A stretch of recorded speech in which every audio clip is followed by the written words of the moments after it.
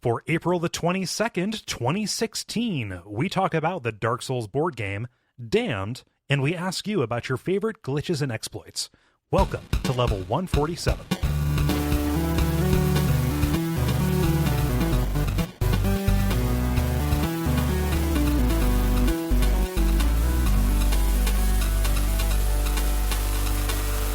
My name is Cole Ross. I'm Dennis Furia. I'm Jala Prendez. And I'm Ben Merkel. And you are listening to The Level. It's a podcast for people who love video games. Here we are. It is, man, it's hard not to measure this show against the other more successful shows on the network. It's the DC. I suppose. We just can't get our shit together. No, this is this is a week after a huge week, and this is a huge time for the network. We probably have some new people listening this time around. Yay! Hi, new people. Yeah. Hello. We did you guys see that Bonfire Side Chat hit number 1 in video games on iTunes? One. Yeah. No, that's awesome. Yeah. Yeah, so that's exciting. I'm not saying that by way of bragging. I'm saying that by way of I hope that it makes our community and family bigger. Mm-hmm. Yeah. And better. Yeah. Just get in here, do a little bit of cleaning house, you know. You know who you are. No, I don't mean that. No, it's I'm super excited about it. Like, it was very surreal yesterday as I was watching that happen, and even now, like, we've dropped a little bit, but we're still in the top 10 on video games, which means we're still in the top 10 on the old games and hobbies, and so, like, that's front page exposure, and that's amazing. Yeah. Definitely. Very cool. Thanks to everybody who went out there and voted and stuff and said things. We got a and if you're listening to this, reviews. thanks to people who came in on that and then jumped over and tried another show. That's really cool. Yeah. Indeed. It's all good. So, yeah, that's the big thing that is happening here. Do we have any other kind of anecdotes or stories from the previous week or so? While Dennis is waiting for his new kid to be born, my nephew was born. So, yeah, he was born about a week ago, something like that. So it's raining babies. Yeah, babies everywhere. It's just raining over here. I don't know what you're talking about. Yeah, in the middle of the Houston flood, like the fifth one in 2 days. Yeah. Yeah. Yeah. But no, for anyone listening to this, I have already had my kid. Yeah. By then. Yeah. That's exciting. Yeah. So, hi, future me. Hi, Milo. Yeah, last week you were talking to Big Game, saying, "Oh, this is going to be the last episode I'm on for a while. By the time this next one comes out, or by the time we record the next one, I'll have my new bouncing baby boy." And I was like, "Well, Cole bet against you." Yeah. So etch one more out there. Oh man. Recording wise and release wise, last week was my last. So I'm going to stand by that statement. All right. Okay. I suppose. Whatever. However I can rationalize it. Yeah. Huh. Well, let's go ahead and get started, because I see some pretty cool, some pretty meaty topics in the in the old Slack channel here. So we've got the usual kind of show for you. We've got the brief, where we talk about video game news. We've got multiplayer, where we interact with the listeners, and then we've got the grind, where we talk about the games we've been playing. And of course, we start with the brief, where we talk about things that are happening in the world of video games around us. Let's see here. I'm going to pull this up. Jala, give us your story. Sure. GameStop is launching a publishing division. It's called Game Trust. And creators... Yeah. The first game that's supposed to be coming out is called Song of the Deep. It's supposed to be coming on July 12th. And it's about a young girl who has to go look underwater for her lost at sea father. The other types of people they've got signed on are creators such as the makers of Trine, Deadlight, and Ratchet and Clank. And it's supposed to be operating separate from the actual stores because, of course, like, they're competing against the other publishers that they sell in their GameStop stores. So that doesn't, But they're not trying to target, from what it looks like, a AAA type games are looking more like on the lower end of the spectrum there, like towards, I guess, going towards a little bit more of the indie or whatever kind of market. Yeah. Not so much, you know. Yeah, I love the quote. This is a largely ignored space. Yeah, it's like this when? Really? Like, Is that right? you know? Do tell. This Yeah. is a space we have largely ignored, and we're going to Yeah. make this broad Exactly. sweeping statement to make it sound like we're not just targeting a market that we really can't Yeah. get in on, besides like selling Steam cards. Yeah. Well, and then, you know, like when I read this article, it made me wonder, hey, whatever happened to that? Because I had posted, or I talked about on a prior brief about Amazon when they were going to do their publishing thing. Did they ever actually release anything? Like, whatever happened to that? Amazon getting into game development. That's a good question. They did like game development software, but I don't know Yeah. if it's been long enough for anyone to churn anything out. Oh. I haven't heard of anything from it. Okay. Yeah, I know that like they still have like Garnet Lee is going out and doing like appearances for them and stuff. But yeah, that is that is all that I know of about their publishing deals. Like this isn't as far afield for GameStop as I think people think. Like GameStop owns, or at least owned a while ago, Congregate, the Flash game site. Mhm. Oh, sure, yeah. Yeah, and so they made some kind of ham-handed attempts to monetize that, but that is like that. It'd be kind of like them owning the Flash version of Steam. Like Congregate is Yeah. a huge platform for this stuff. Yeah. So like in terms of doing this, I think they've said several times that like, well, we're not looking at getting into the publishing business. So this goes against what they said before, but like that's not something you can really hold against them. Yeah. Well, but you know, so they're talking about wanting to do these kind of smaller games, but then they're bringing on the Insomniac. Like, does that really jive? Like, do they understand what they're talking about? Are they giving like maybe this is a safe harbor for an Insomniac team to go do something crazy and off the wall, maybe, but everything I know about GameStop just screams, no, this is not going to turn out well. Yeah, like for me, it just seemed when I was skimming through the article, I'm just like, you know, this really sounds like GameStop doesn't really know exactly what they're talking about here. Like they're just jumping in, but they're kind of really just off base with some of their commentary, you know? Mm-hmm. Kind of like how you said is the very first thing you said, Dennis, when you're like, they're talking about it being this largely untouched market. Since when? Like, where have you been? Like, okay. Oh, they've been salivating and trying to figure out how they can get their hands on that market, and so Yeah. this is the plunge. there was a great tweet that I read. It might have been Griffin McElroy. It was like, we're pretty sure that GameStop will find a way to open and then sell as new digital content. Oh, sure. Yeah. Ah. Yeah. I mean, they're a big company and it's easy to take pot shots at them, but I know how they operate and it's true. So, we'll see how this pans out. This will be this will take like 2 years to actually bear any fruit. Maybe good. I don't know. Like they've got talent behind them. Yeah. Yeah. It'll be if it's a failure, it will be an entertaining failure. Yeah. And if it succeeds, then everyone wins. Yeah. I guess we'll see starting in July. Let's see. Dennis, how about your story?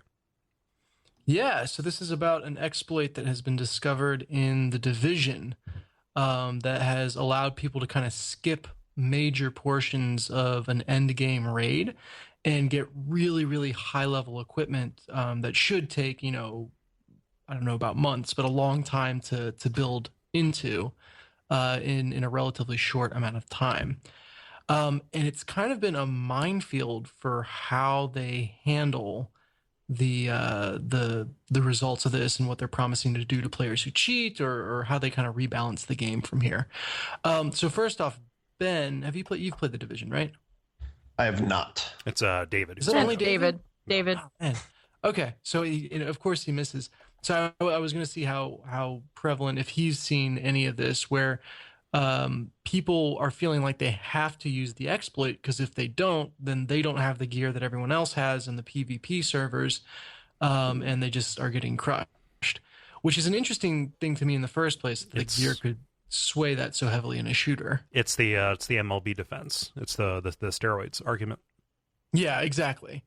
And so, initially, the developer came out and said, "Hey, we're going to punish everyone who uses this exploit."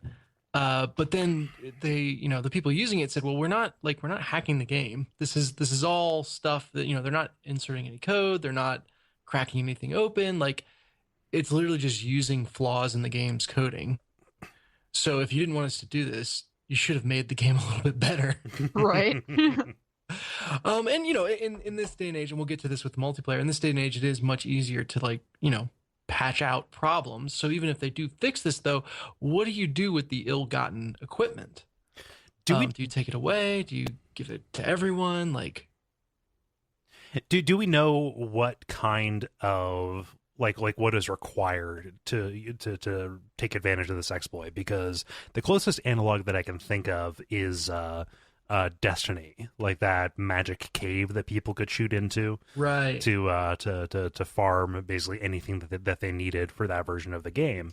And that to me said more about what kind of game Destiny was. That like, okay, well we'll just shit here. We'll just sit here at this literal Skinner box and press this button because that's what we're here for, not for anything around it. And so like Bungie just kind of had to close that up as an embarrassment and didn't really do anything about it. But I don't know if it's the same thing, or if this is like, hey, if you jump once in this corner, you get God mode. No, you use character abilities that warp you through a wall.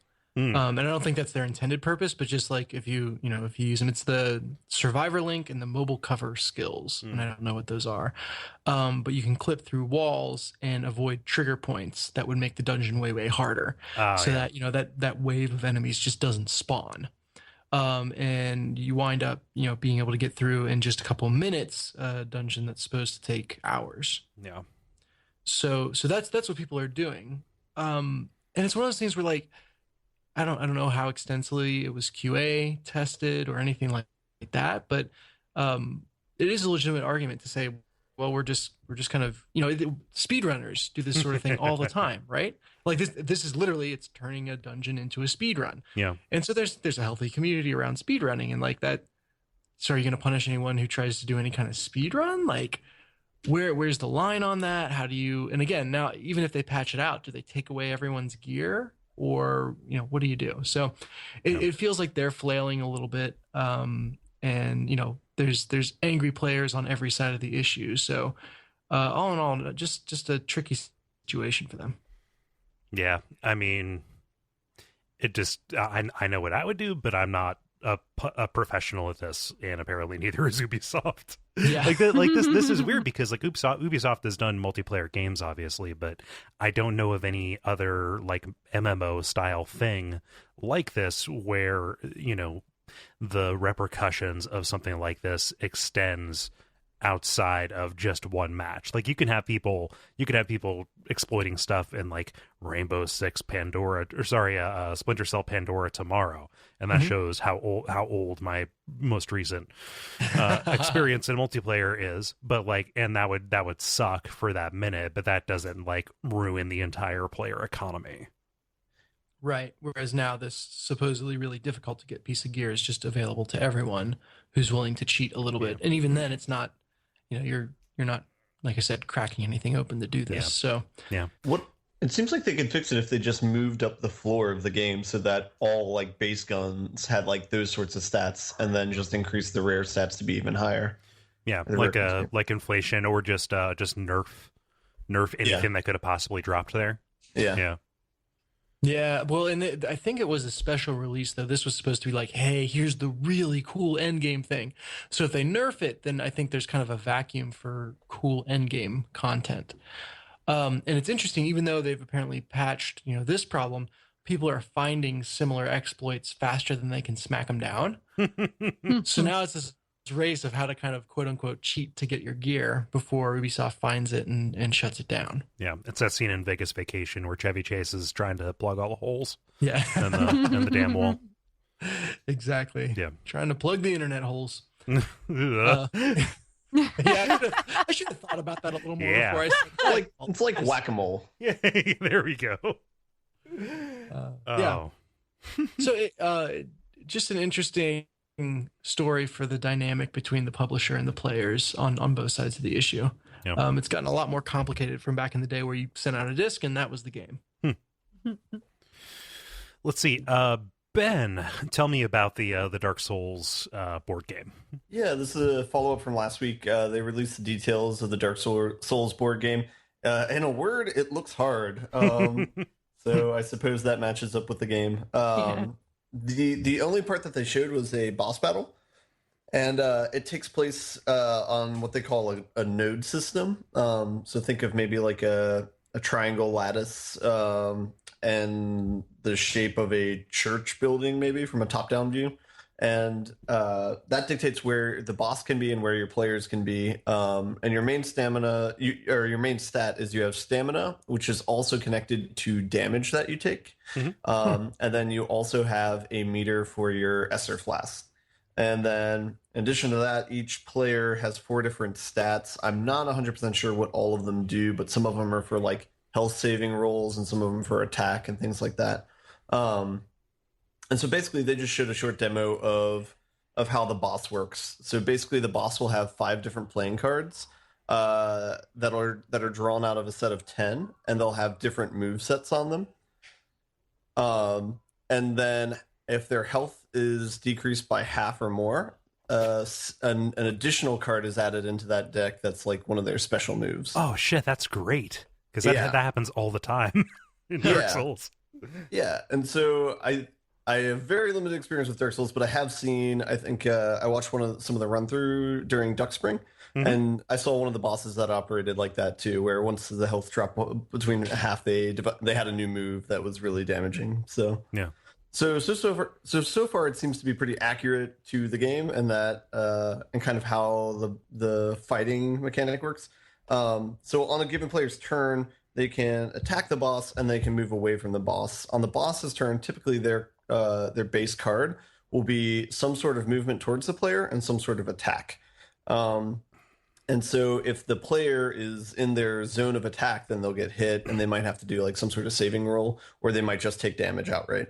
Yeah. But in addition to that, after on the attack card, it'll show the boss's weakness after the attack is made.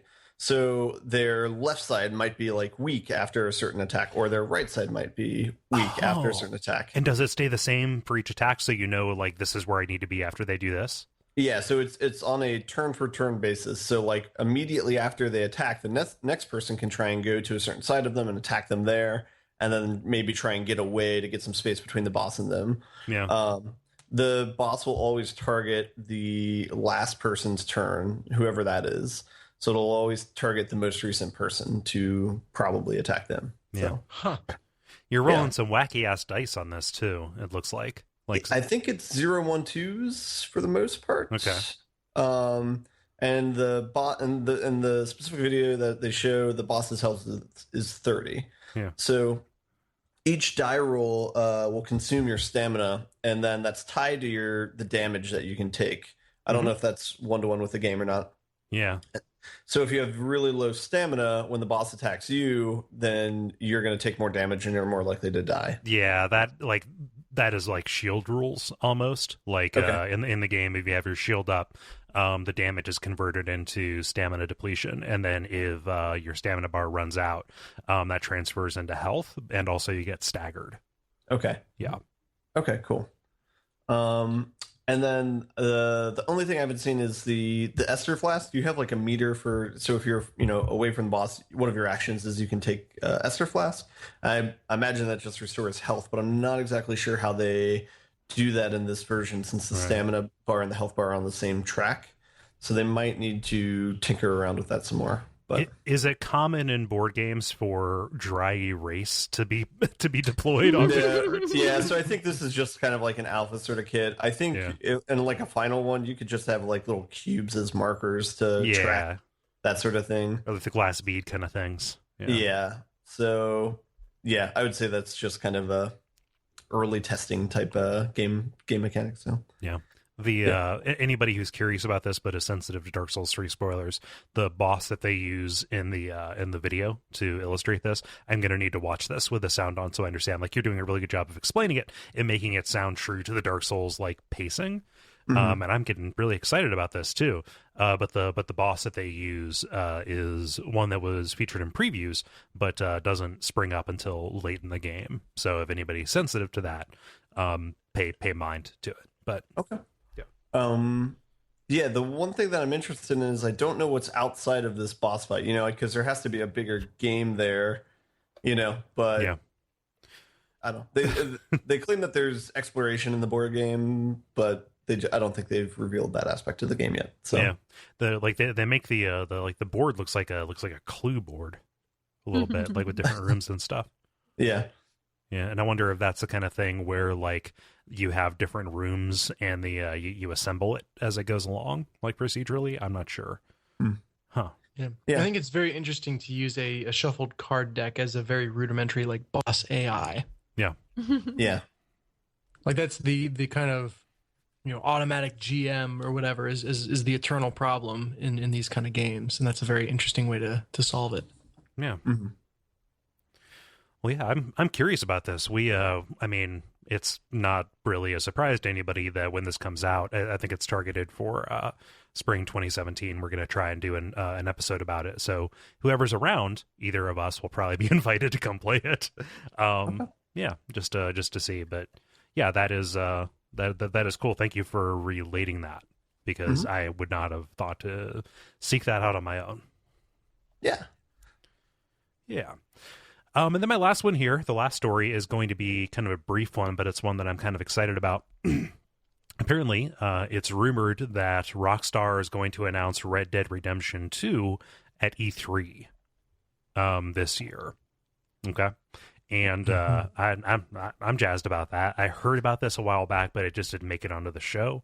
Other stuff was happening around, but there is a leak, like an off-screen image of a map from the game that shows that this is going to take place pretty close to where the previous one happened, where Red Dead Redemption 1 happened, like slightly to the east of it.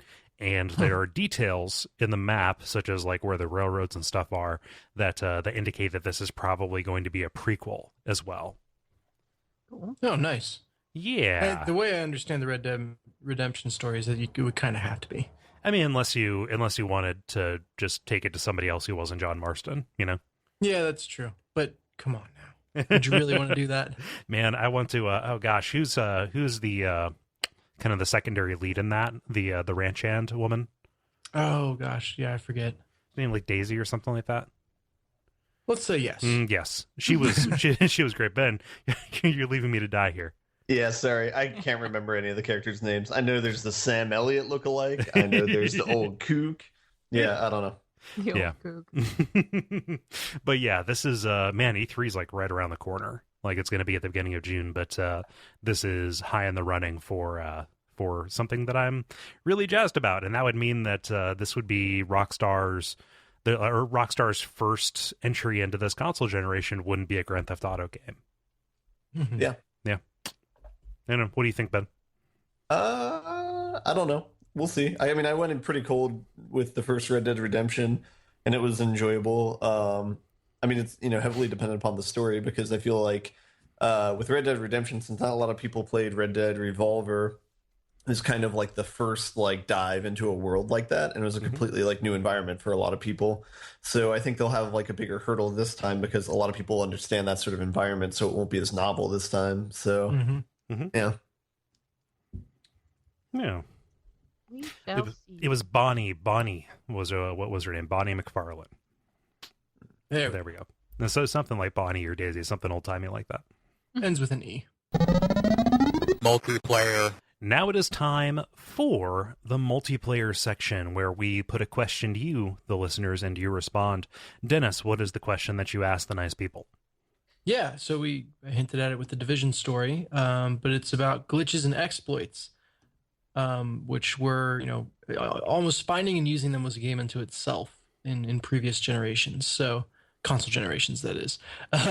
So what are the most memorable glitches and exploits that you've used or heard about, etc. Yeah, and I'll pick up with our first responder here, Amanda, who writes in saying, I remember in Halo 2 climbing into the mountains on a couple different maps, though, in order to be a sniper in team deathmatches with TVs in different rooms with teams of friends pitted against each other in high school. Was it totally cheap? Yes. Did everyone do it at least once? Totally.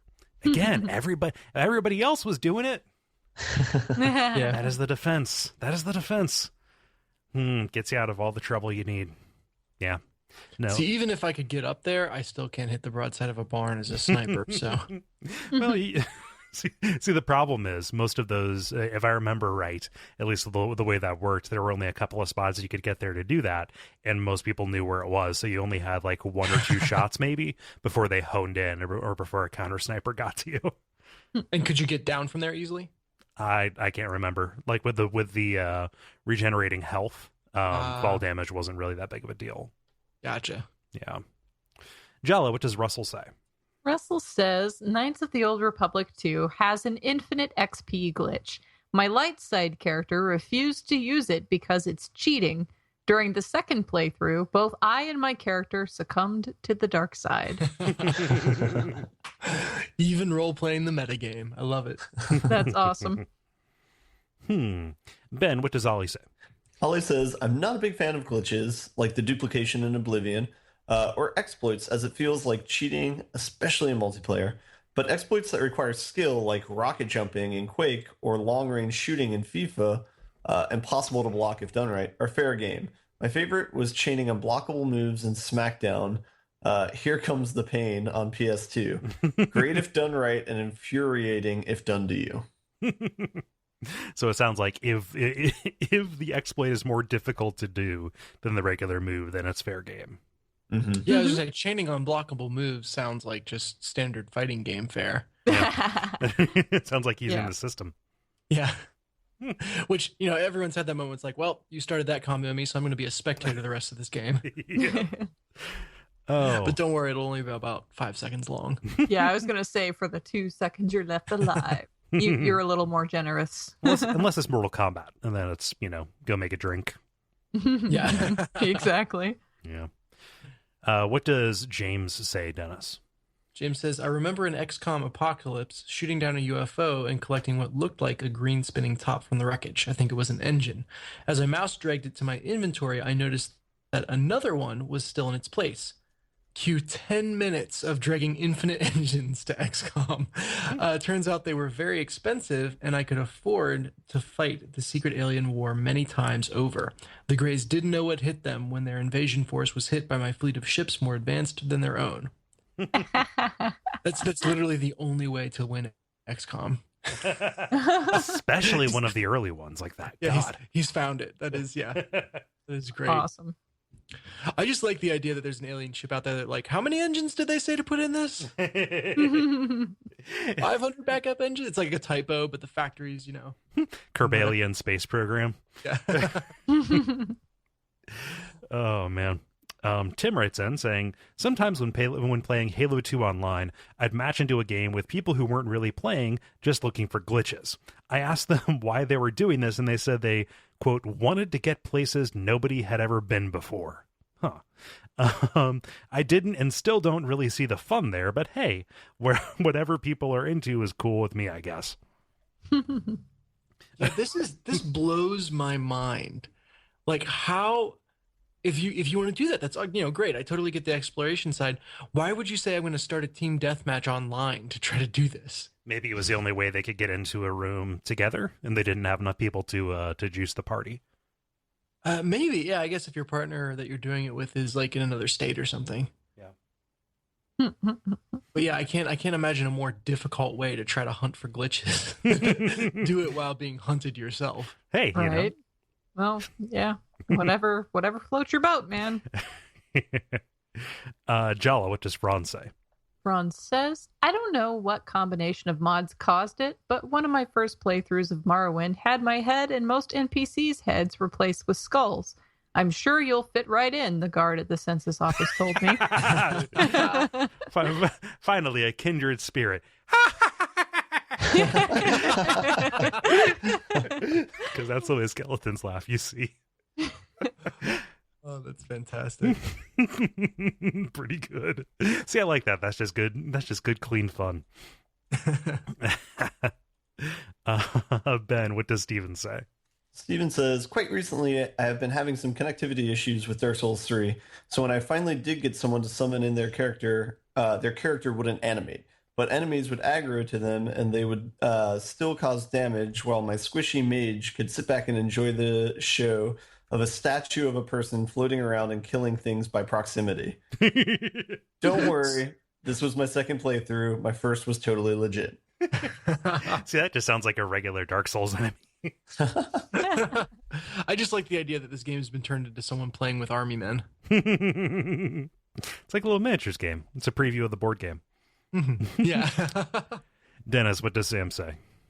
Sam says, when I was a teenager, some of my friends discovered that blowing smoke into an NES causes a lot of hilarious glitches. Huh. Yeah, so he specifies in the replies to the comment that it's the same glitches that you get if you wiggle a cart around, just in a more fanciful manner. Oh yeah, it's like doing the cartridge bending on the N64, where Mario like stretches out and like stutters to the world and stuff. Yeah. Huh. But it's like saying, I want to do glitches forever if you're going to smoke into the actual machine. Huh. I want to turn my SNES yellow faster. Yes. The SNES tries to buy cigarettes and then asks you to peel off its reset button and put that on the counter. The SNES couldn't buy cigarettes for itself until 2009. Yeah. Oh gosh. Let's see here. That was you, right? Wait, who? Yeah, okay, cool. Why do I keep track if I don't keep track? Chase writes in saying, The Elder Scrolls Morrowind absorbed all of my free time for a summer. As school was about to start back up, I had gotten to the final boss of the Blood Moon expansion. After a few days of fighting him, I ended up getting him lodged into a pillar in the center of the room where he couldn't attack me, but I had a clear shot at him. There was a moment where I considered rebooting the game and beating him fair and square, but that feeling quickly passed. It's like, I think it's the Flame Lurker in Demon Souls. Mm-hmm. The best way to beat him is to just like lure him over to a log on the ground that he gets stuck on. Yep. That guy's a dick, though. He deserves it. He's so hard to beat. But I took the low road on that one. I can totally understand where he's coming from. Yeah, that reminds me of like Bloodborne. During the first couple of months that was out, they had a memory leak glitch that if you left the game running, which if you were playing it on a PS4, which you had to because that's the only system that was out on, but like if you just didn't turn off the system and just put it into sleep mode, eventually the memory leak would happen and it would cause the bosses to behave erratically, and usually make the fights a lot easier. So it was one of those situations where going back through and replaying it for the show was actually harder than playing it initially. That's crazy. Wait, going back through, you did or did not use the memory leak? Oh, like they patched it out. You couldn't. Oh, okay, gotcha. Yeah, I was like, man, the back half of this game is really easy, and actually, the back half of the game is pretty easy, but it got harder. Not that easy. Jala, what does Carlos say? Carlos says, Demon Souls Stockkeeper Thomas glitch. It was great for cosplay runs, i.e. my Katniss build. I assume that was like an item duplication glitch, maybe? I don't know. I kind of want to see this Katniss build now. Ben, what does Michael say? Michael says, in Final Fantasy Tactics, using the power of algebra along with a wonky leveling/unleveling system, you can create soldiers with monstrously high stats. Honorable mention, Kingdoms of Amalur gave you the ability to punt deers into walls hard enough to clip through the geometry. Oh, wow. And he shares a screenshot. That is amazing. Yeah, that looks like one of those like fake toys that you would like put in the side of it. Like you would put half of a Cadillac into the side of a building to make them. Yeah. Huh. Oh, man. Yeah, deer deserve it. Let's see here. Yeah, that's and still sore from Until Dawn. Yep, I think so. Yeah, I didn't even realize it. Yeah, no, and Kingdoms of Amalur had a real life glitch where you could just fund an entire game with money from Rhode Island. Funny how that works out. Yeah. Trick is you have to be a baseball star. Again, I was going to say, I never quite understood how he was involved. he I think he ran the studio. Yeah. It's baseball all around. Like anytime cheating's involved. Yeah. Huh. Oh gosh. David, not David, Dennis, what does David say? There we go. There we are. David says Mass Effect 2 had an infinite loop in a conversation that let you max out your Paragon and Renegade points. Huh. It was nice to cheese some conversations later on. I was not aware of this. I wonder where it is. Yeah, that's I'm not sure either, and I'm sure that is the kind of thing that would be patched out eventually. But I remember in Mass Effect 2, there were a couple of decisions I couldn't make to like save particular people because of my lack of Paragon or Renegade points. So that does factor in. Womp. Yeah. Huh. Let's see here. And I'll pick this up with Gus, who says, first things, guys, I said something really nice about the show and the network. Thank you. Now onto the topic. My copy of Star Wars Knights of the Old Republic on the original Xbox had a game-breaking glitch for me. On the water planet that's home to a race of amphibious aliens who are neutral between Sith and Republic. Let's see here. A mission involving a trial where to get the Sith revealed as the guilty perpetrators, you had to break into the Sith embassy/base to find any evidence at all in which you find teenage aliens that have been kidnapped. So you're breaking in there to find evidence that they were kidnapped. But for my playthrough, the kidnapped aliens were nowhere on the map at all.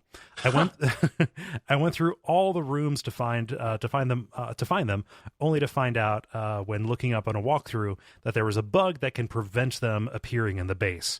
So I left the base and was arrested and executed for breaking into the Sith base. Wow. So that you guys know, I saved my one save slot when I entered the base, and the autosave did its job when my character got arrested. This is before I learned about having multiple save files to prevent this, a lesson that I learned the hard way. Oh. That's rough. That's a longer game, too. Yeah. And that's I mean, it breaks out into like a non-linear game at that point, but like which planet is that, Ben? Manon. Yeah. Is that one of the three you can go to after Dantooine? Yeah. Okay. So depending upon when he went there, it could have been like 50 hours into the game, or it could have been like 10 hours into the game. Yeah, man. How sad is it that we're trivializing a loss of 10 hours? That's not trivial to me. That's like a full indie game. Yeah. At least one, if not several. Yeah. These games. But I will say, I think it's just one mission that you're missing out on. I don't think you need to complete that to complete Manon. But I don't know. But if you've saved after the point you got arrested, then you're screwed. Yeah. Everybody has those moments where you learn the importance of safe hygiene. Mm-hmm. Yeah. Let's see here. Let's round everything out. Jala, what does Alex say? Alex says, most recently, I've made use of the triometry glitch, above FLS and DS3 to get early access to some mid-level loot, somewhat offsetting the game's punishing difficulty. So this is an instance where the Dark Souls community's penchant for using acronyms helps, because the name of the name of that area, even though it's like super early in the game, is actually a spoiler. But it is total nonsense. Let me parse this for you. In the game's hub world, there are some things you can do outside of it that usually require buying a very expensive key. That you go up there and you get some better than average loot, and so you have to either get at that late in the game or exploit that in order to get up there. Yeah. Is that one of those things where you're 100% sure it's an exploit, or is it one of those things where it's like, yeah, I'm sure someone will be crazy enough to try to make this jump? I don't know. So by talking about triometry, there are just a bunch of trees, because the world of Dark Souls 3 is just like Bloodborne, cluttered with a lot of geometry and kind of just a visual information that I could totally see like the complications of that geometry working against you. With the hitboxes and such, or working for you in this case. Yeah, cool. Yeah. So thanks everybody for writing in. Why don't we do ours?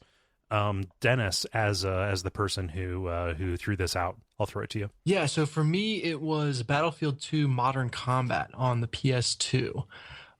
There were a couple of exploits in this game, or glitches, where by firing your gun at just the right time while walking into a wall, you could clip through it.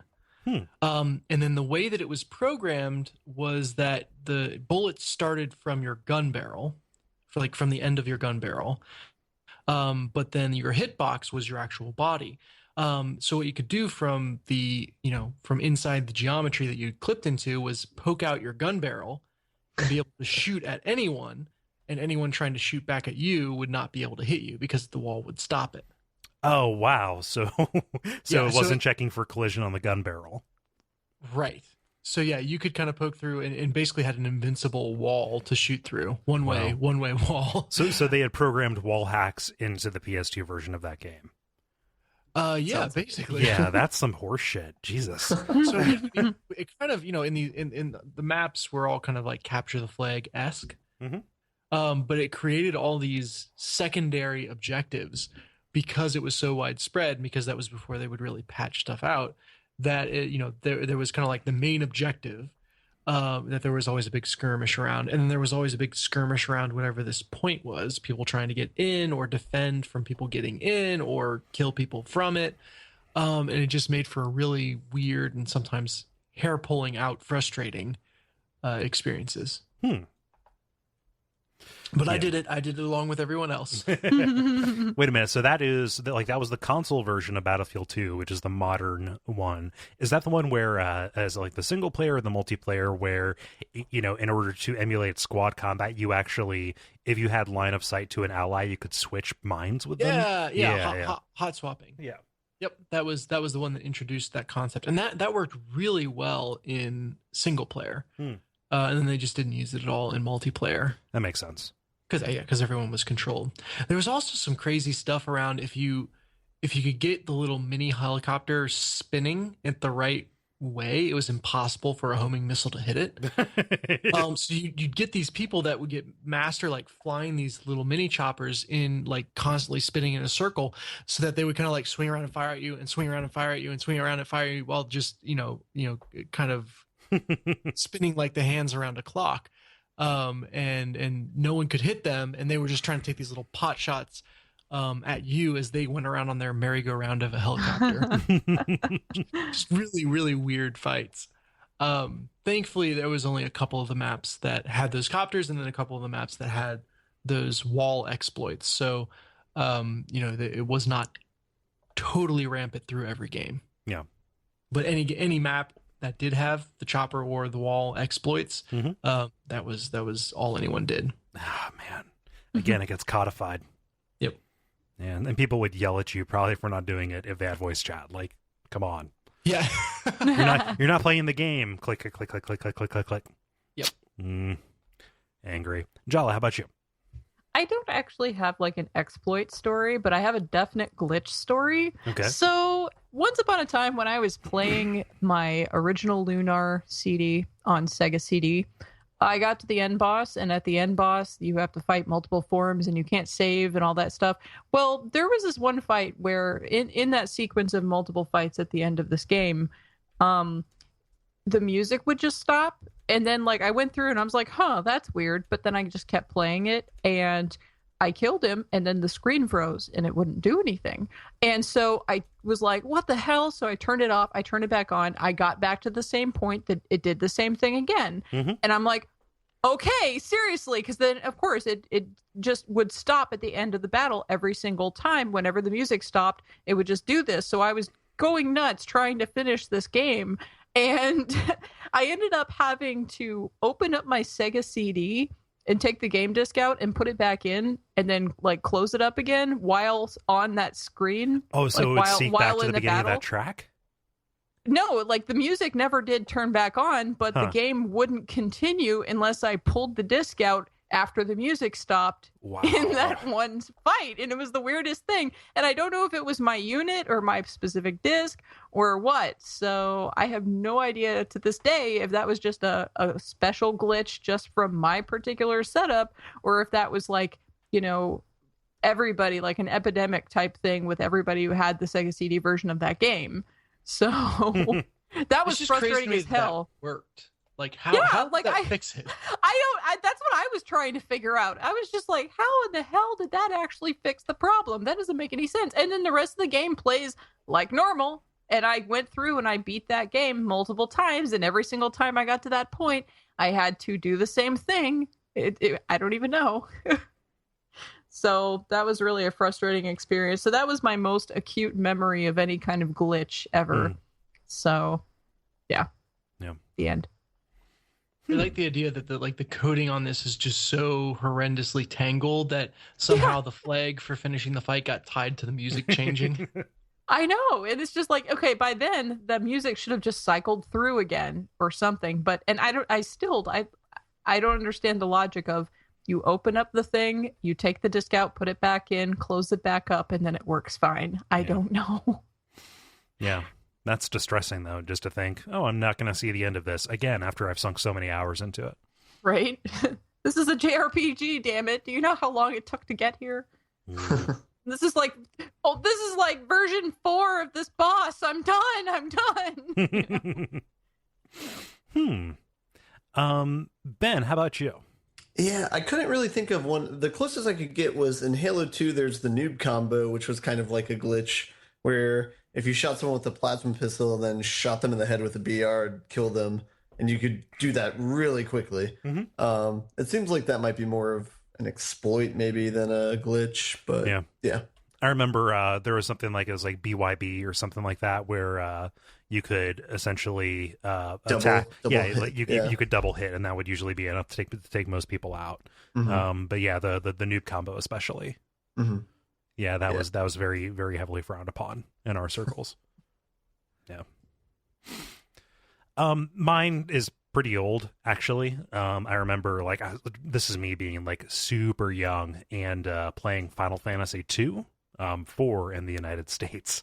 At what point do I have to stop saying that? Because if I say I was playing 4, that isn't actually the game I was playing. You know, when I was at 7 years old or 8 years old in elementary school.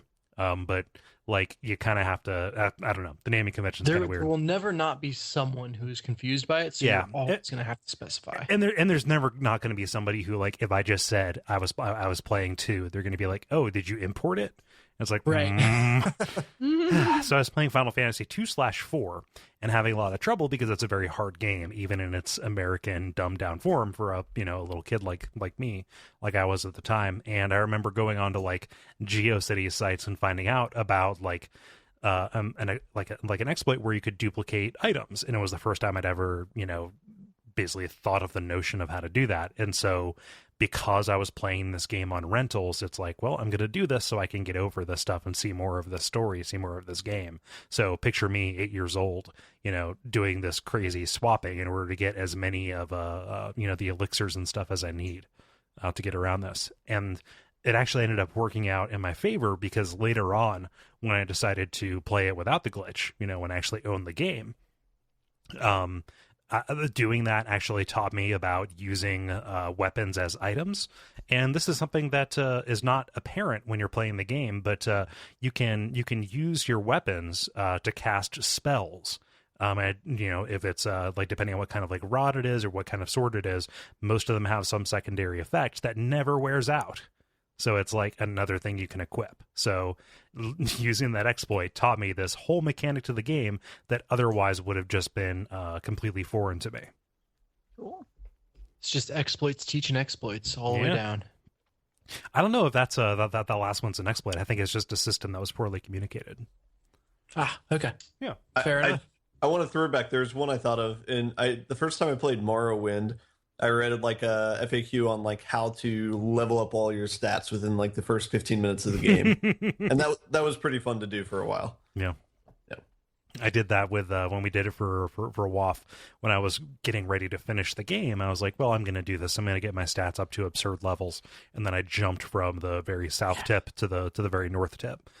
Through all of the loading screens. And I was like, well, that was fun. I feel like I've gotten as much out of Morrowind as I'm going to. Click. Yeah. And now I've won Morrowind. Oh. Well, is that the one that has the bones of the guy who like jumps with all the super jump scrolls and then doesn't realize that the landing that's going to kill him? He's fresher than that. You actually hear his scream when you walk out of the first town. Yeah, and then he lands, and you pick up that scroll, and that's a wonderful kind of instruction about the way magic items work, actually. Mm-hmm. Yeah. So thank you everybody for writing in and responding to that. We really appreciate it. If you want to participate in future multiplayers, just go to facebook.com/thelevelpodcast and look for those prompts on Tuesdays sometimes. And I will say, if you want to participate by suggesting questions, you're more than welcome to. I'm always happy to brainstorm my own, but if you've got something you would like to see discussed or get other people's opinions on, throw it my way on the Slack channel, and we'll see if we can work it in. It should be noted that Dennis very graciously takes care of that, like all of them. Well, most of the time. Yeah, like 99% of the time, it's Dennis coming up with these and putting them out. So it is. We're very thankful for that too. The grind. Now it is time for the grind, where we talk about the games we have been playing over the past week or so. Jala, it's been so long since you've been on. I want to throw off to you first. I've done some stuff, so okay. I'll try to be brief. Things, man. I'll try to be brief about a few of the things that I've touched on, because I don't have a whole lot to talk about with them. Guild Wars 2 Super Adventure Box returned for April Fool's Day. That is the 8-bit parody world that they made that, just makes fun of old NES games and stuff like that. And it looks basically like Minecraft, more or less, is what a lot of people have compared it to. I played and streamed some of that with Conrad on my Twitch channel, where I'm Jala-chan.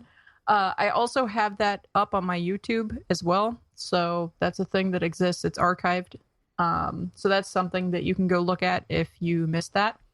Also, Raising Ojipockle, which I talked about before, is a stupid iOS app where you raise the middle-aged man in a box. Yes. And it turns out that they turn into different things after a certain point. Mikhail's like Pokemon. Mikhail's turned into a cow, and mine turned into a squirrel. And once you raise it to age 10, you can birth a new Ojipockle or continue to raise your current uncle baby. So like mine is almost level 30 now, so he's getting up there. He's actually looking his age now, or starting to.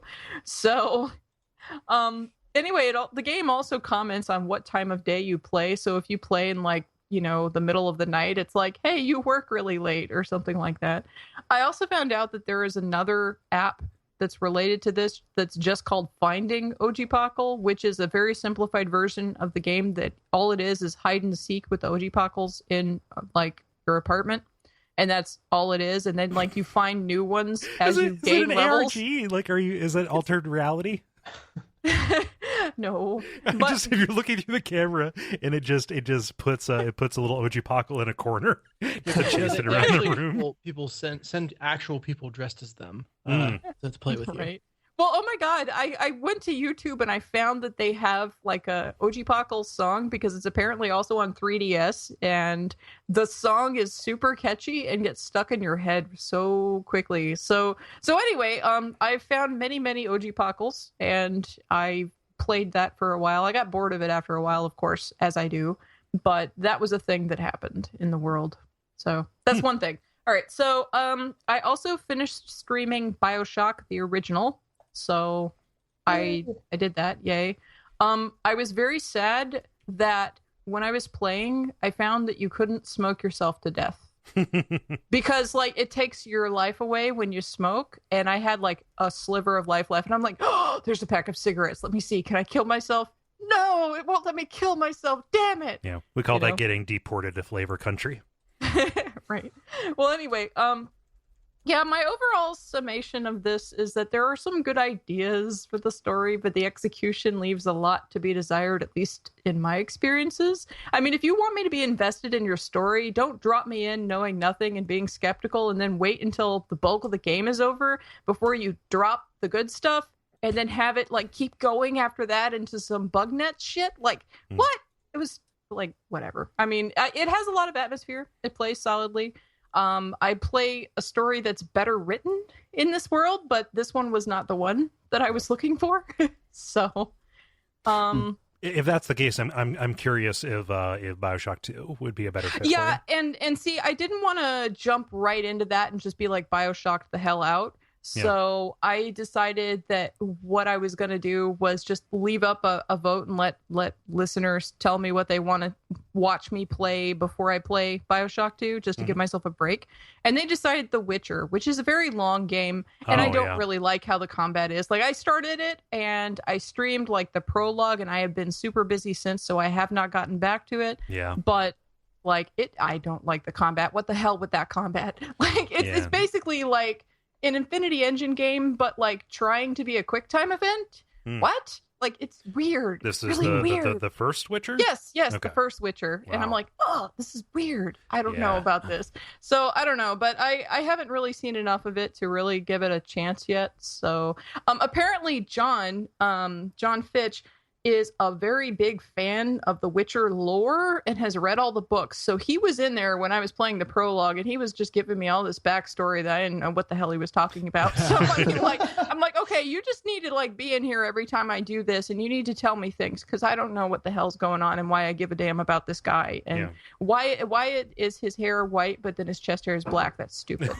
and whatever, and so on. Like, you know, so just overlooking that. So anyway, if you want to see me play all these old games that everybody else played except me, because I was on hiatus at that time, then you can find me on Twitch, you know, under Jala-chan. So that's the thing. So I did play some other stuff. There's two actual, you know, games other than that. Damned. I played this with aforementioned John Fitch and also listener Chris.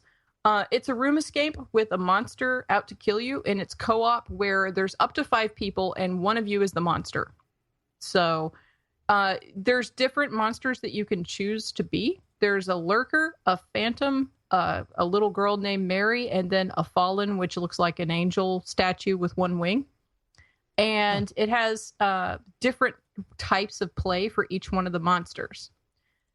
So the lurker toggles between like a ghost form and a physical form. And when you're in ghost form, you set traps and you can't be seen by humans, but also you can't see the humans either. So like, you know, everybody's invisible to everybody else. In physical form, though, you can't set traps at all or move through doors. You can see everything, but you can't, you know, you don't have any agency to like move around very much. So basically what you have to do is set a lot of traps all over the place and then wait for them to get sprung and then notice where the traps have reset and then like, you know, switch into physical form and then kill people. So as a phantom, you move fast and you're blind, so you have to rely on sound. You're always visible to humans. All the players can see you. There are random traps that spring in the levels where you play as the phantom that help you figure out where the players are, but you have to go by sound only. So that's kind of interesting. Wow.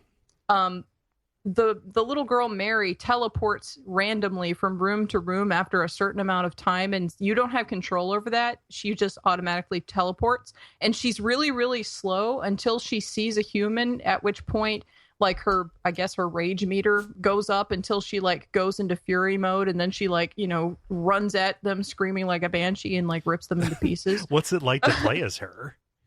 Really slow and lethargic, and like you're just looking to see if you can find any of the lights, because the humans have flashlights and stuff, and they have to like find batteries and try to find keys and solve puzzles to get out. And like as her, like you just have to look to see if you can find humans, and if you do, you have to get to the point, position yourself to where you see them, and you can build that rage meter so you can lunge at them. But of course, if they see you, they can bolt out of the room as soon as they see you, and then you're kind of screwed, and then you have to, you know, like sneak up on them, basically. Like it's a different form of waiting for them to be careless, it feels like. Yeah. And then the last one is actually probably the most fun to play, at least to me, as a fallen, which is the statue angel thing. You set traps and you put clones of yourself all over the place, and you can't see humans until a trap is triggered or a clone spots them, but that's when you see them. And then you have like a certain amount of time to go run over there, and you have like 7 seconds to kill them before you toggle back into incorporeal mode again. So you have like a really brief amount of time to, know where they are and then get them. And the statues, apparently from the player's perspective, look just like you do when you come into physical form. So they don't know if the statue is really you or a clone. So, and then you can like sneak up behind them and kill them. So yeah, it's pretty cool. The one sad thing though is that, at least from when I've played, I've only played with a couple of people, and John specifically wanted me to play the monster. He wanted to be the human, and I'm like, okay, whatever, that's fine.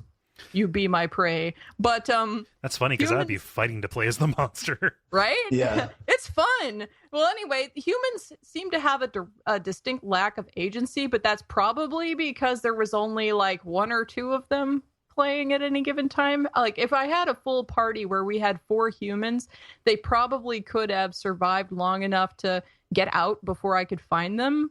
But like, as it was, there was just like no way for one human to match up with a monster. So, like, I would like to play this game again, but like with a larger group of people.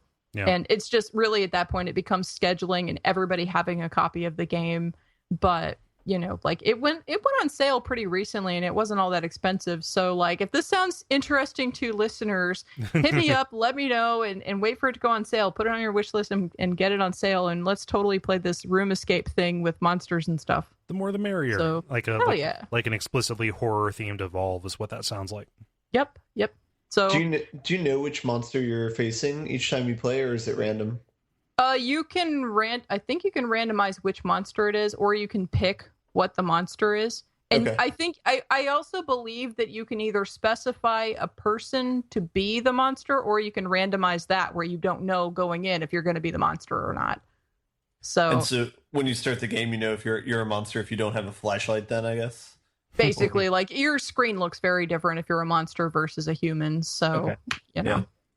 But So that was a thing that I played recently, and I encourage other people to try it out. It's fun. The developer's still working on it because the Fallen monster was added at the end of last year, so they're still working on it. I think it's been around for a few years now, but they're still doing stuff to the game. So I mean, it's not a dead game. It's not dropped. So it looks really good. Yeah, it's definitely a lot of fun. Ben, you need to play something other than Rocket League, and you need to play it with me. You know this one time, this one time when Ben's internet was bad, he was like, "Let's play Rocket League," and I say, "Okay," and then I get into the game, and we invite other people, and then his internet dies, and I ended up playing Rocket League with everybody but Ben. Were they strangers or were they listeners? No, they were listeners. They were listeners. Anyway, so okay. If there's no more questions about Damned, I'll tell you about the last game. No, Damned sounds really cool. Yeah, it's cool. It's cool. I recommend it. We should all play. Kole, you need to play this game. It's fun. Okay, so anyway, Unrest.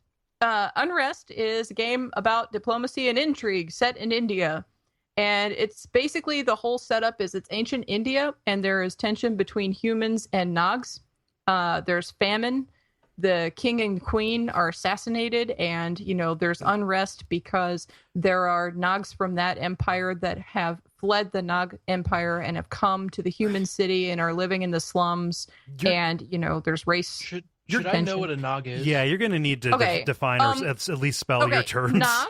Nag or Naga, depending upon where in India you're from, is a race of lizard people, and they are from Hindu mythology. So they're like humanoid top half, snake bottom half kind of things. They look basically like snakes through and through, but with arms and legs. Okay. And they wear clothes. So there. Anyway, there are multiple different characters, and the story skips around from character to character. Like, you start out and you are the princess, and your king and queen mother are basically about to die, but you don't know that until you play, and 5 minutes in, and then you find out. But then it skips to somebody else and it plays through part of their story, and then it skips back to the princess, and then it goes somewhere else. So I mean, it kind of jumps around from part to part to show you this is a poor girl who lives on a farm out on the outskirts of town, and this is the mercenary who's employed to protect the, regent who is currently in power, that actually was the person who assassinated such and such, and all these different roles that you get to play throughout the whole thing, and you get to make decisions that impact the overall how the entire story plays out, but also how your specific story plays out. Like, you play a priest and you get to choose it, who to give medicine to, and do you stand your ground or give the medicine up to the black market when you're accosted by some people in the slum and things like that. And so it's really kind of cool because it skips between different points of view and has a lot of interesting story beats that play out. But overall, the overall cohesion of the entire thing is only just so because it skips so much from person to person. I mean, it does come back around and kind of try to finish out the original theme of what was going on with the princess and whatever, the rise back to power that you're trying to enable. But, it's kind of open-ended at the end, what happens next, because, even though she, at least when I played through, did get back into power, she still has racial tensions and poor people who are starving and things like that she has to overcome in the future. So it's an interesting game. I'd like to see another game like it, but more polished and longer. This game was about 3 hours start to finish. So I would like to see this fleshed out, but then also a little bit more cohesive for sure. Have you tried Broken Age? No, I have not. It's very adventure gamey and slow paced, but it's got the same kind of like skipping back and forth between two stories aspect to it. Your descriptions made me think of Broken Age, so might be more of what you're looking for. Cool. I like this because there isn't really like, it's all conversation based and all role playing based, where you take different tacks and you have different meters that show you, like, say for example, how suspicious they are of you, or how disdainful or whatever. And these things obviously affect what your next story choices will be, depending upon how they react to what you do and say. So you mentioned how short it is. Does it feel like kind of like a Way of the Samurai situation, where they have intentionally designed it to be short so you can feel motivated to play through as many of the disparate paths as possible? I don't really feel that is so much the case. This game, I wasn't part of it when it was first launched, but it was a Kickstarter campaign type scenario. Yeah. And I believe that this is their first game. So I think it's more like, their first publication, rather than, they intentionally wanted to make it short so you can go through a billion different choices so much. I mean, like, it's not cohesive enough and polished enough for me to think that this is just like, all intentionally done this way. Yeah. If that makes sense. So, yeah, but I would definitely recommend it. And it was a lot of fun to play, and I will go through and play it again eventually, because once I started playing it, I wanted to finish, each little chunk, and then the next one would start, and I'm like, but I want to see the end of this one too, and then I just kind of get into what I was doing. And then when I would make a decision and it was like, oh no, I can't go back and change anything now, then it makes me want to replay it for sure. Yeah. So.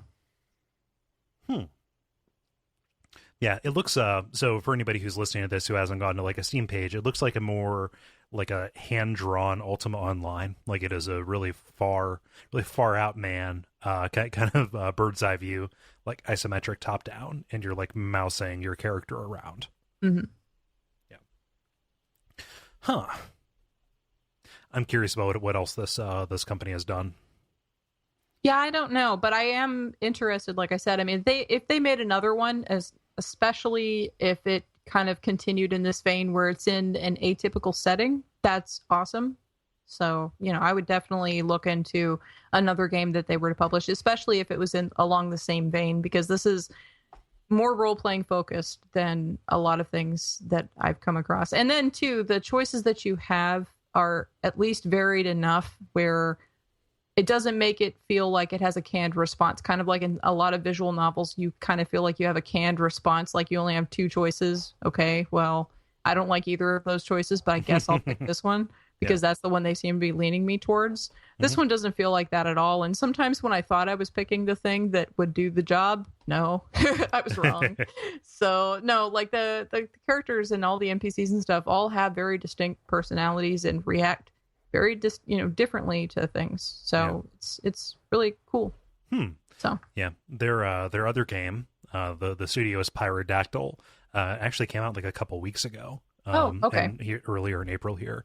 It's called Good Robot, and it is a fast-paced roguelike shoot 'em up, which sounds as totally different. Yeah, totally different. Okay. Diametrically opposed to the experience you're describing. Right. Oh man. Well, I hope they go back to doing another thing like Unrest. So. Yeah. Well, thank you, Jala. I'm going to go ahead and do mine real quick, just because it is.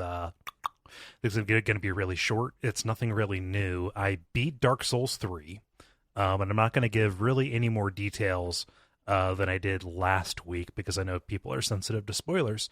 But it's good. I like it. I have some problems with the story, but overall, it really feels kind of like a culmination of a bunch of stuff they were trying to do. And yeah, it is a downright gorgeous game. You just have to give it time to get out of like here is a brown and yellow castle. This game has some of the most stunning skyboxes I've ever seen in a video game.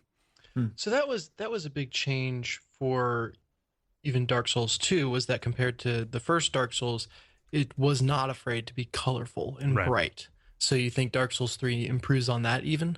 Not like on the balance, probably not. Dark Souls 3 has like these really shining moments, but overall it kind of leans into a little bit of the same dark dreariness that like even Bloodborne does for a lot of it. And then tell me if this is a spoiler to say one way or another, we can leave it. But does it end, how to say this, finally, or is there kind of a sense of closure of the epic conclusion to the trilogy, or is it kind of setting it up to go on and on? I'm going to refrain from comment. Hard pass. Cool. Yeah. So I know that's frustrating. It's kind of a damned if you do, damned if you don't situation, because there are people out there who already think I've spoiled something, and there are people out there who are saying, why in the world would you even bring it up if you were not going to say anything about it? And it's a tough situation to be in, because like I'm going to, but you have to listen to a whole other show, and you have to you have to get through so many other spoiler kind of gates before we get to that. And there are some genuinely shocking moments in this that I don't want to even allude to, aside from saying I know Ben feels the same way, but this Dark Souls 3 is certainly within our statute of limitations, spoiler wise. Yeah, it's been out forever. Yeah. So it's it is a little bit like that. I'm looking forward to my second playthrough. So my first time I ended up I fell ass backwards into a dexterity build with kind of pyromancy as like an accent skill kind of thing. This time I'm kind of leaning into a little bit of strength, and I want to really play up the battle arts kind of thing. So have I described this, or do you know what the battle arts are? Mm-mm. Okay. So battle arts are kind of like latent skills that are hidden in your weapon, kind of like Final Fantasy 4/2 or whatever. I don't understand. Could you explain which one you mean? Where if you're two-handing a weapon, or if you're wielding specific shields that let you do this, pressing the left shoulder button, not the left bumper, but the left shoulder button, will cause you to go into like a stance to ready a particular skill, and then you can fire it off. And it's like it is a move that takes your mana or your focus points, your FP, and it does kind of like special stuff. So it's either something that like changes your stance and gives you extra poise, all the way up to like, here is a whip that turns into fire when you crack it. Something hell like yeah. that. Yeah. So like, I was about to ask if you had any gimmick builds in mind. It sounds like that's the answer. yes, there are so like there are a ton of these, and it's really varied. There are a lot of them where like, if this is just a mundane weapon, like if this is a greatsword, you're going to be doing the stomp move a lot. But like I have the Uchigatana, which is kind of the katana, for in the Dark Souls series, and like that move like has you do almost like a quick draw kind of thing with it. Like you sheath the weapon and you go into a stance, and then you like I don't know exactly how the timing works, but you do like this dashing upward slice with it. And it's actually been really helpful in PvP, because nobody knows exactly when you're going to attack, and because it comes out so quick, they know that you're poised for it, but they can't really like decide when to dodge. So I'm really excited about just kind of like playing around with that, and like strength is easy mode for these games, so I'm going to try and offset that with like a little bit of like faith casting kind of stuff, like rolling as a knight. But that is a cool mechanic that kind of brings it's a little bit like what D&D 4th edition did for melee builds, giving them stuff that is almost like the equivalent of spells. Nice. Now, is there any kind of nod to this existing in the game's tutorial or anything like that, or do they just leave it up to the fans to discover? It's one of those things where like every weapon description says what its battle art is going to be. Oh, okay. Interesting. Yeah. So you just have to look up, like there's probably a soapstone message in the tutorial that tells you how to like ready those. But because your starting builds are so varied, not everybody's going to be able to use those right out the gate. Huh. Yeah. Any other questions about Dark Souls 3? No, but it sounds neato. Yeah. Let's see here. The other thing is been continuing playing Silent Hill 4. Those are like those playthroughs are going up on YouTube, and I'm getting to the point where I'm like, yeah, the back half of this game is such a slog. Oh, no. And it sucks because that's also where they introduce some really cool ideas, right? So if you've played previous Silent Hill games, you know that like they have this world, other world section. Okay, kind of like rhythm, right? Mm-hmm. So you have like, okay, here's the hospital, then here's the dark hospital, here's the school, here's the dark school. In Silent Hill 4, they don't do that. It's not like A, B, A, B. It is A, B, C, D, A, B, C, D. So you reach the halfway point of the game. You find this person that you're trying to save, right? It's your neighbor who you've been creeping on. You rescue her from the hospital, and then in order to get to the bottom of the mystery, you basically start back at the beginning of the game in slightly darker versions of the regular maps that you've gone through before. And there are two things that are different. First, you are dealing with kind of boss versions of these invincible ghosts that are actually the victims that died in the previous go around. So each chapter ends with somebody that you found there dying. And then in the when you come back to these places, they have turned into like a ghost victim that's invincible. All you can do is pin them down with special items, and they have like special attacks. So like the woman from the subway chapter turns into a Ringu that can like wrap you up with her hair and like kind of mangle your movement skill a little bit, and that's a real bummer because most of that level is a maze through like subway cars. Oh no. And that varies up, and they also accumulate, so if you don't deal with them with these finite items that you have to use, they can just follow you from world to world. Oh wow. Yeah. That's yeah. So there's got to be like a challenger to this where you finish with like however many trailing you. Yep. Yeah, so you can get to the end and you can have like 5 ghosts like hot on your ass. Nice. And that those are just the boss ones. There are the regular ones that are also invincible and can also phase through walls. Oh God. Yeah. Wow. So you're dealing with that. The other thing that you're dealing with is since you rescued this person Eileen from the hospital after the kind of the main antagonist attempted to murder her, she's all beat up. So she has a broken arm. She's kind of limping, and you have to escort her. And as she takes damage, like her curse meter builds up, and that has a direct effect on the ending that you get. Like she just says shit a whole bunch when she takes damage. Yeah, fuck, why'd you hit me, asshole? No, no. But that impacts the ending. So she can't exactly die, but like her wounds will get deeper and more pronounced, more angry, and she will start like babbling in tongues. And as her curse meter builds up, she can actually read this garbled text. So there's like a benefit to having her a little bit cursed, but so it's like the back half of the game is a little bit of an escort mission, but oh man, I said this was going to be short, didn't I? But that it changed, like the fact that she can't go up and down ladders and she has these certain limitations changes kind of the topography of the different levels. So like instead of just like running to the end of the subway platform and going down the ladder that's there, she says, I can't get here. I can't do that. You have to proceed through the rest of the level to get to where Cynthia, the woman, died in this stage, get her kind of like universal like skeleton key pass, and then circle all the way back around to the level, grab her, and then run her back around again. Yikes. Yeah. And so it's super tense. Like I was down to the wire if you're watching this, and like I totally see a little bit of what they're going for and being like, oh, there is horror and fatigue, but it's like, man, oh man, is this just incredibly hostile. And I've missed like every single one of your streams because Yeah. I've been doing other stuff, and I'm like, damn it, every time. I stream it a bunch of different times just because like I don't know. You know, I don't have the knowledge. Like, I don't know what the Twitch best practice is. Do you set up like an appointment where people can choose to make it? Like, I would almost rather be like, okay, I'm going to stream it like 6 my time. You know, one of these. I'm going to stream it like 9, and then just hope that people are available for it. I'm sorry that you've had to miss.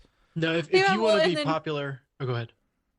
Well, and I was going to pretty much just make the comment I've made many times before, which is, unfortunately, although I know you archive these things, I don't watch anything unless I'm like interacting. So like if I'm watching you and you're playing and I can like type a comment and you see it 20 minutes later, that's fine. But like if I'm sitting there for 20 minutes just watching it, knowing that I can't type to you and you eventually reply to me, I won't watch it. Yeah. It's the same time frame sitting there, but it's very different for me. So, yeah, and there's nothing I can do about that. Yeah, there's nothing. It's like if I miss it, I miss it, and that's the end of the story. Yeah. So I'll catch the next game you play. Yeah, Dennis, it sounds like you're about to give me some hot advice. Yeah, which is if you want to be popular on Twitch, you have to be streaming basically 24/7. Jesus, I can't do like that. The people, the people who have followings are on all the time. There are people that I've seen that have like a streaming schedule set up, and they just post a streaming schedule and say, on these days at these times I'll be streaming this game. Yeah. And you know, with enough advance warning, then it's like, okay, well then I know I can go do my run now, and then I can come back and maybe go catch some of it or whatever. Yeah. But, so maybe so here's this. Let's do this. If you have an opinion about this, because I want to make sure that this streaming serves somebody, like I've gotten kind of low viewership. That's not really the point. Like I just kind of want to play these cool games and talk about them as I go. And that is a nice way to do it.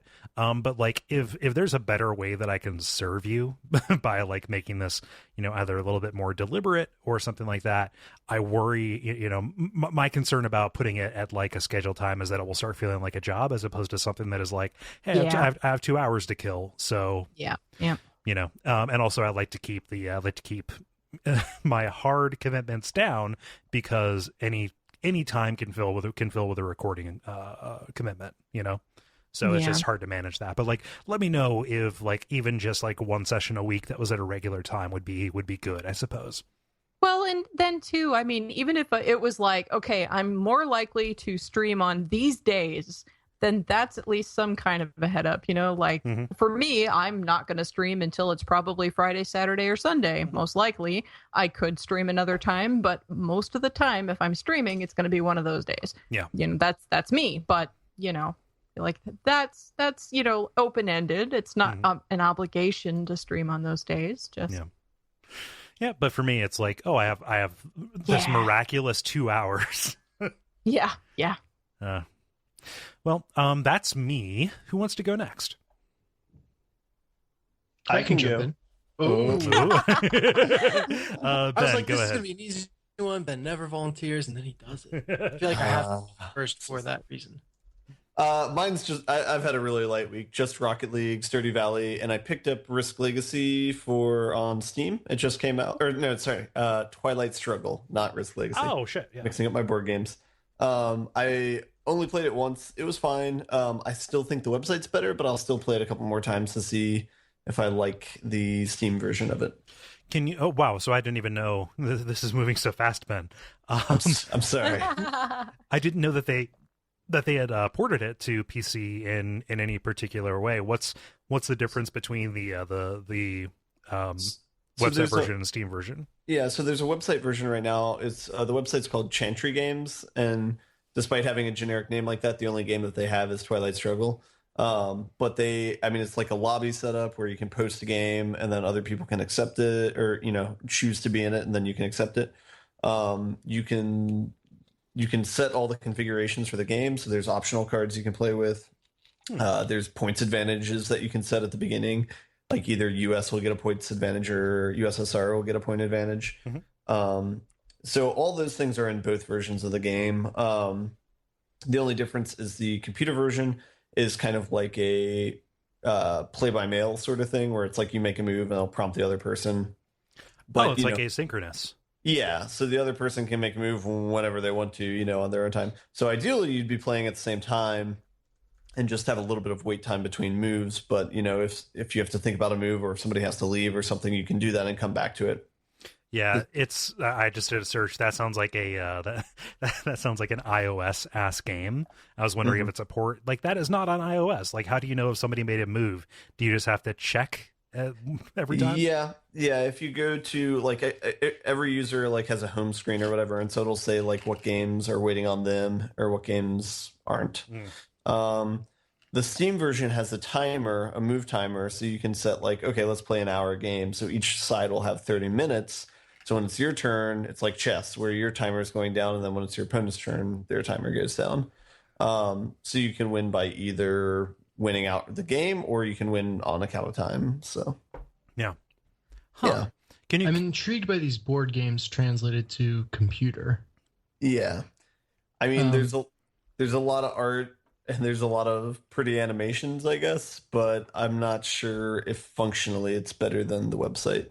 So. Yeah. There's another one of these, board games that live on a computer called Gremlins Inc. that's gotten really well reviewed. Okay. And I've actually been eyeing it, so maybe at some point we'll have to check that out together if you're interested in doing some board games online. Yeah. Okay. For people who aren't familiar with Twilight Struggle, can you give kind of a back of the box version of it's a Cold War simulator. It's a 2-player board game where you're basically reliving the events of the Cold War through different cards. The mechanic of the game is it's a card playing game, so each round each player will have 8 or 9 cards, and they'll play 6 or 7 actions per round, and then the actions will either be dictating where the influence on the world is. On the map of the world will have different countries involved in the Cold War, and US can put influence in each country, and USSR can put influence in each country, and there's kind of rules governing how you can do that. And then there's scoring. The scoring is based on how much influence you have in each of these territories, and scoring is determined by cards as well that are randomly distributed throughout the deck. Yeah. So, yeah. Yeah, I had a lot of fun playing this with you. And you did a very good job of explaining it. I'm curious. I'm very curious about this. And just for fun, if any of the listeners ever play, you should get a Russian Imperial Stout and an American style farmhouse ale or something like that to push the theme. Yeah. Each of you gets drunk in your own way, right? Mm-hmm. Yeah. Huh. Anything else, Ben? No, besides those other games I mentioned, that's it. So same old, same old. Cool. And Dennis, how about you? Fire off.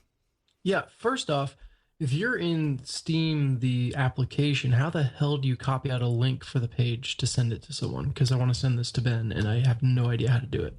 Oh, it used to be that there was very obviously a URL that you could copy. Yeah. underneath like Huh. store and library. Yeah. I was like, oh, Steam is just a web browser, but I think they wanted to get away from that. All right, Gremlins Inc. Anyway, yeah, sorry. I'll look it up. Yeah, I've been playing 2 games. The first one is one I'm always playing, which is Hearthstone. I've talked on previous episodes about how there's about to be an expansion, which means what's out there right now is really kind of stale. So I've been looking for entertaining things to do. And so I kind of set out a challenge for myself to build 3 decks in the same class without repeating any cards between decks, and then to win 3 games in a row, one with each deck. Are you randomizing it? Like, are you figuring out a way to pick which one you start with? Like, No, I went actually by which one I thought I would have the hardest time winning with, and then on to the strongest deck. Yeah. Just that way. Although my guess turned out to be wrong. Oh. So I did a and it's really interesting because every class in Hearthstone has these kind of staple cards that just show up in every deck, right? Like if you're a rogue, you're probably running Preparation, or if you're a mage, you're probably running Fireball, or on and on and on. And so limiting yourself to having to pick, like, okay, I can only put this in one of my 3 decks. Which one is it? Was a really interesting thought exercise. And then, do I go all in on one deck and just have it, the exact way I want it and know I can win with it, and then build the other 2 around that? Or do I try to spread the love? What cards do I replace the staple cards with in the other 2 decks? It was a lot of fun to create them. You don't want to staple your cards. No. That disqualifies you from most tournament play. Well, and in the case of Hearthstone, it actually puts a staple in your computer screen, which is very bad. Yeah. But anyway, so I wound up with 3 variants on Druid decks, and managed after about 15 games to pull off 3 wins in a row, one with each. So set out the challenge for myself, completed it. I'm brainstorming on what other classes might be good to do this with. But then again, Standard is going to hit the 26th, which is the new expansion is going to hit the 26th. So I'll have interesting stuff to do then. That will probably distract me from it. But I live streamed it. I have the recordings on YouTube for anyone who's interested. It was a really good time. Yeah. What's your YouTube address for people who are curious about seeing those? It is GreenLaser06. Yeah. So one of the many variants on GreenLaser that I use. Cool. So that's Hearthstone. And then the other game I've been playing is Tokyo Jungle. I went back to. Oh yeah. Which is the survival / arcade game where you play as completely random animals wandering around a post-apocalyptic Tokyo that's been completely destroyed and reclaimed by nature. And well, I guess rather than I played it, I should say Luke played it. So I was looking for a game that I was like, what's a good game that I can put a controller in his hands and just let him move some stuff around on screen? I was like, cute puppies, of course. Tokyo Jungle. Yeah. And so that was a lot of fun to introduce him to actually controlling a game. And he kind of got it. Like, he moved the left stick to move the guy around. He found the jump button and thought that was fantastic. That's about as far as we got. Yeah. He found the right stick is like a dash button. And so once he found that, he dashed everywhere instead of moving with the left stick. But he was doing it with intentionality. Like, he was responding to what happened on screen. Mostly just like, it was clear he understood that he was influencing what was happening on screen, but he was not pursuing an objective. He's just like, oh, I can make this, react. Yeah. Which is, that's fine. And it was really fun to watch him play with that. The one drawback is that, because it's a survival game, you have hunger if you don't eat. And so eventually... eventually he has to watch that Pomeranian die. Exactly. Yeah, like the screen goes red and a big dead pops up, and so I was like, "Oh, that's no good." And then the worst offender, though, is that the time to actually restart a game on that is heinous. Like the results screen has to load forever for some reason, and then the main menu screen always has the cinematic that plays that's annoying, and so the game is not very well designed from that perspective. So what I decided was like, okay, I'll if he gets low on hunger, I will, just eat something as the little Pomeranian to keep him in the game. And so we got to that point, and I forgot that it's actually kind of a vicious game once you get into combat. It's this Pomeranian just like taking out rabbits and chickens in a very blood spatter kind of way. Oh This is wow. nature, man. Yeah, I was like, that was a bad decision. He's got to learn sometime. Yeah, let's go pacifist. Let's go a grazing animal. I'll spawn him in as a deer. He likes deers. He knows what those are. Like, let's do that. Uh-oh. Except I forgot that now that adds a bunch of predators that chase you into the world, and he again watched his character die. Wow. Oops. So yeah, I might continue looking for the game to play, but that was a really fun experience. It did get me to then I went back later and just tried a couple actual runs myself because I'd kind of fallen off the game, and I'm very impressed at how it always keeps the next thing to do well in front of you. Like there's always that next goal that kind of pops up right as you accomplish your last goal. It's all contingent on how long you've been alive. So it's not like you do A and then B and then C.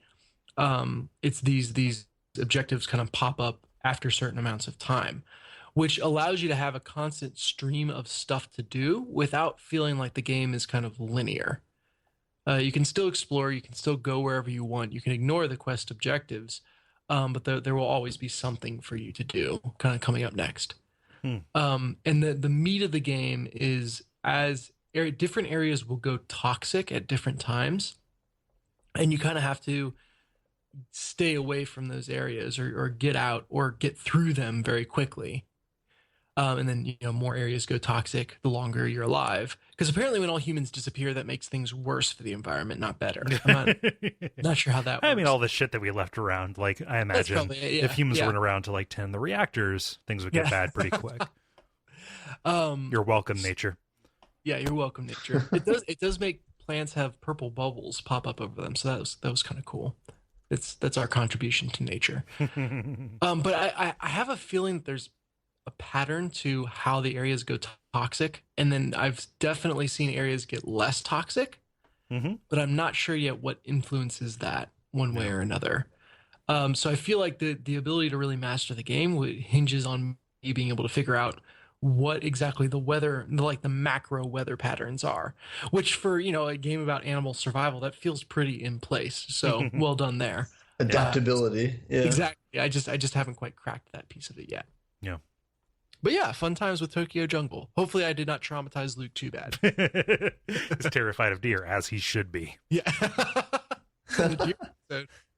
Never trust a Pomeranian. Well, that's true. They're kind of yappy. Although when you mate and change generations, they let out a howl like the largest, most visceral dog you've ever seen. So yeah. Like a dog that's full of a bunch of organs. Like exactly. Yeah. Those dogs with their organs. Ugh, the worst. What's worse is those monkeys with their organs. They're funny. And it's the man who has the organ. The monkey dances and maybe plays a little melodica. Is it the man who has the organ? Or is it truly the monkey that has the man? I think that the monkey is manipulating the man like some kind of gigantic puppet, like the old man from Men in Black. Yes. There's another monkey inside the man. It's monkeys all the way down. Yeah. Baseball and monkeys all the way down. Yeah. Huh. Anything else? No, those are the two. Cool. Well, yeah, let's button it. Mm-hmm. You think? Yeah, let's do it. The credit. Thank you so much for listening to level 147. We're coming up on the old 150, and that's pretty cool. Mm-hmm. Hey, Jolly, you there? Yes, I'm here. Okay, cool. I hadn't heard you in a bit. There we go. Yeah. So thank you, everybody. If you're new to the show, thanks for giving us a shot. We are very happy to have you here. If you want to help out this particular show and help make sure that it takes part in the upswell across the network from this crazy bonfireside chat heat that we got, ratings and reviews on iTunes are always helpful and appreciated. And sharing us with your friends, sharing us on Twitter and all of that. All of it goes a very long way, as does liking our Facebook page at facebook.com/thelevelpodcast. Otherwise, just enjoy. Yeah. Mm-hmm. Yeah. So I have been Kole Ross at Kole Ross on Twitter. I've been Dennis Furia at DFuria on Twitter. I'm Jala-chan in places. I've been Ben Merkel at Merkelizer on Twitter. Yeah, and stick around to hear us choose a title.